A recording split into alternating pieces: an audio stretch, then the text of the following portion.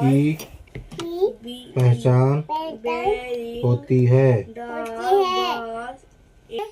एक जमींदार द्वारा असहाय विधवा, पढ़ो ना, विधवा जमींदार के द्वारा चित्र वाला को। Hello everyone, welcome back to my new blog. स्वागत है आप सभी का मेरे क्लीनिंग रूटीन ब्लॉग में। कैसे हैं आप सभी? आई होप आप सभी बहुत अच्छे होंगे और हम भी बढ़िया हैं। तो जी गुड मॉर्निंग। और अभी टाइम हो रहा है, मॉर्निंग के बज रहे हैं 7 और उठते के साथ ही मैं आ चुकी हूँ किचन में। तो यहाँ पे मैं कर रही हूँ बेटे के टिफ़िन की तैयारी। तो देखिए यहाँ पे मैंने ना आलू की भुजिया फ्राई कर दी है और साथ ही साथ में ना पूड़ियाँ भी बनाते जा रही हूँ। तो दो काम ना अभी एक साथ करना पड़ रहा है। और ऊपर से बेटा उठ के आया ना तो बोलता है, अरे मम्मा आज तो सैटरडे है, कम से कम आज तो ना रोटी सब्जी नहीं देते। तो मेरे को ना बिल्कुल भी याद नहीं था कि आज सैटरडे है, वरना कुछ पोहे वगैरह जो है ना मैं बना देती। तो मैं कही कोई बात नहीं बेटा, अब बना दी हूँ तो इसको ले जाओ, अगले सैटरडे से ना मैं ध्यान रखूँगी। तो ऐसे तो है बच्चों का हाल। तो देखिए यहाँ पे मेरी पूड़ियाँ बन गई हैं और यहाँ पे ना बेटा चला गया है स्कूल। और जो भी घर के काम होते हैं ना, झाड़ू पोछा कपड़े वगैरह सारा कुछ हो गया है। तो मैं नहीं दिखाई हूँ, क्या ही रोज़ रोज़ दिखाना आप लोगों को झाड़ू पोछा वगैरह। मतलब वीडियो बनाने के लिए भी ना सोचना पड़ता है कि भैया आज क्या दिखाएं। रोज़ रोज़ वही वही ना समझ में नहीं आते रहता है कि क्या दिखाएं। मतलब आप लोग भी बोर हो जाएंगे और ना तो टाइटल मिलते रहता है कि क्या टाइटल लगाएं। तो ये भी एक ना बहुत बड़ी समस्या है, सोचना पड़ता है।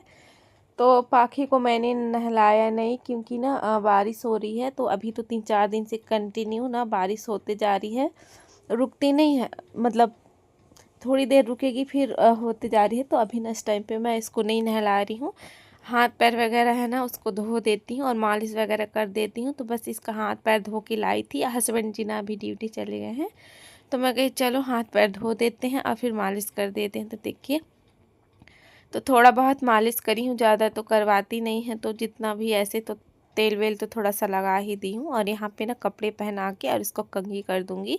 तो मैं ना फुल स्लीव्स वाले कपड़े दे रही थी, तो नहीं मेरे को उसको नहीं पहनना, मेरे को ये वाला पहनना है। तो बच्चे कपड़े भी ना अपनी मर्ज़ी के मुताबिक पहनते हैं। मतलब इसको ना पूछना पड़ता है कि आप क्या पहनोगे। और बेटा के साथ ऐसा कुछ भी नहीं था, उसको जो दे दो ना वो पहन लेता था। और अभी तक ना वो ऐसे ही करता है, कुछ भी उसको निकाल के दे दोगे ना वो पहन लेगा। कभी नहीं बोलेगा कि मम्मा मैं इसको नहीं पहनूंगा। और ये ना मतलब छांट छांट के पहनती है कि क्या पहनना है क्या नहीं पहनना है। तो चलिए यहाँ पे हम इसको कर दिए थे तैयार और फिर आ गए थे यहाँ पे अपनी सब्जी लेके। तो हस्बैंड जी गुरुवार के दिन लेके आए थे सरसों की भाजी, तो वही रखी हुई थी ना, तो उसी को मैं कही आज बना लेते हैं, वरना ना ख़राब हो जाएगी। ज़्यादा दिन भाजी भी रख दो ना फ्रिज में तो गलने लग जाती है। तो बस इसको धो के रख दिया था मैं नहाने से पहले। तो इसका पानी है ना अच्छे से निकल गया था। तो अभी ना इसको मैं कट कर लूँगी। और मेरे साथ ना पाखी भी आ गई है यहाँ पे। तो अभी तो जैसे दादा रहता था ना तो उसके साथ लगी रहती थी, अभी रहता नहीं है। तो थोड़ा बहुत ना टीवी देखती है, नहीं तो फिर मेरे पीछे पीछे ना लगे रहती है। ये जहाँ मैं जाती हूँ वहीं जाते रहती है। तो चलिए यहाँ पे मेरी भाजी ना हो गई है कट और साथ ही साथ ना हम इसको फ्राई भी कर देंगे। क्योंकि अभी लाइट का भी कोई ठीक नहीं रहता ना, बहुत बार लाइट जाती है और फिर किचन में ना पूरा अंधेरा हो जाता है। तो थोड़ा सा दिक्कत हो जाती है खाना वगैरह बनाने में। तो मैं कही सबसे पहले तो मैं दाल सब्जी तो कर ही लेती हूँ, वरना लाइट गोल हो जाएगी। तो चलिए यहाँ पे ना मैंने कढ़ाई में चढ़ा दिया था तेल और उसमें मैंने डाला थोड़ा सा जीरा, हरी मिर्च और लहसुन। जब अच्छे से फ्राई हो गया था ना तो यहाँ पे मैंने डाल दिया है प्याज। तो जितना ज़्यादा प्याज डालूँ ना तो सरसों की भाजी बहुत अच्छी लगती है। तो किसको किसको पसंद है बताइएगा। और ये ना सीजन की पहली सरसों भाजी है, ये फर्स्ट टाइम ही लेके आए हैं। तो चलिए यहाँ पे हम अपनी भाजी को डाल देते हैं।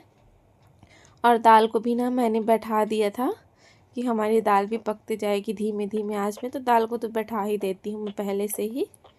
तो चलिए यहाँ पे हम अपनी भाजी को कर लिए फ्राई। यहीं पे मैंने हल्दी नमक भी डाला था, तो शायद उसको दिखाना भूल गई थी।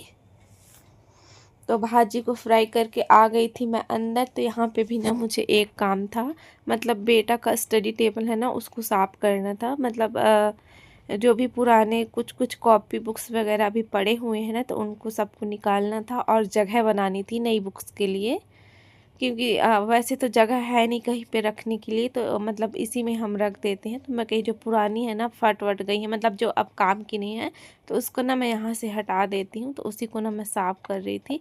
तो बहुत सारा कचरा निकल रहा था। मतलब बच्चे चॉकलेट्स वगैरह भी खाते हैं ना, तो अगर पढ़ते हुए खाता है ना, तो स्टडी टेबल के अंदर ही ना घुसेड़ते जाता है। तो बहुत सारी चॉकलेट्स की रैपर वगैरह यहाँ पे निकले थे। तो ये वाला बुक ना, इसका कवर पूरा फट गया था। और ये ना स्पोकन इंग्लिश की बुक है, ये मेरी बुक है। इसको ना मैं अभी तक संभाल के रखी हूँ, बहुत अच्छी बुक है ये। तो रखी हुई हूँ कि बेटा की काम आ जाएगी, फिर पाखी की काम आ जाएगी। तो उसमें कवर वगैरह लगा हुआ था ना, तो ऐसे ही ना मतलब कवर फट गया है, क्योंकि बहुत पुरानी भी हो चुकी है, लेकिन बहुत काम की बुक थी, तो इसलिए मैंने ना उसको रखा हुआ था। तो शादी के बाद ना मैं अपने साथ ले आई थी उसको भी।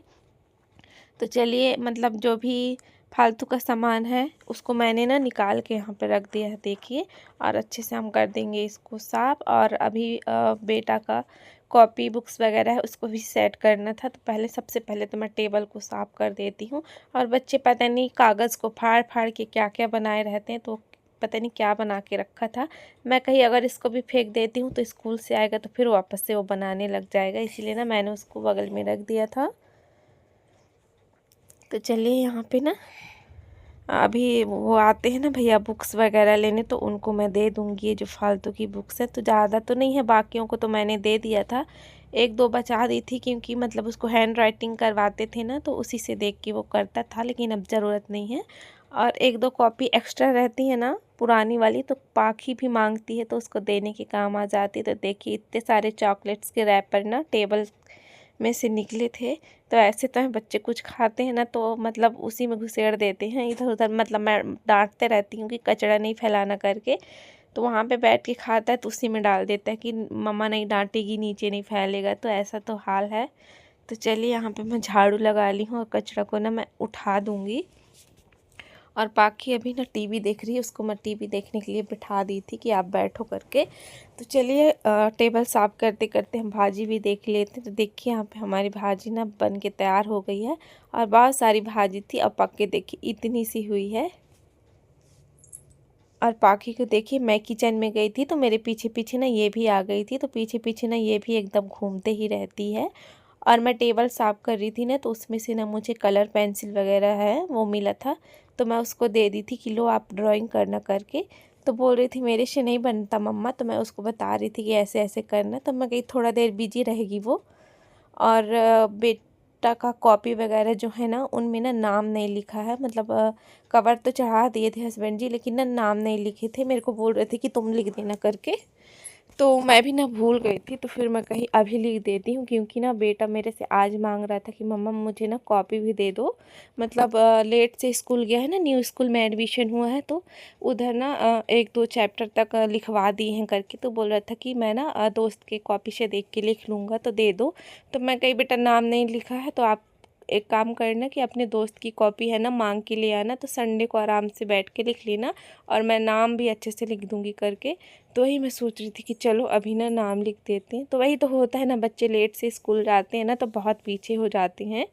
मतलब बहुत सारा ना लिखवा दिया गया है हर सब्जेक्ट का, तो उसको अभी थोड़ी सी ज़्यादा मेहनत करनी पड़ेगी लिखने के लिए, तब जाके वो लोग ना मतलब वो दोस्तों के बराबर पहुंचेगा। तो चलिए, यहाँ पे ना सारी कॉपियों में मैंने नाम लिख दिया था, और कुछ कॉपी है ना अभी कवर चढ़ाने के लिए रह गई हैं, तो इसको हम चढ़ा लेंगे बाद में।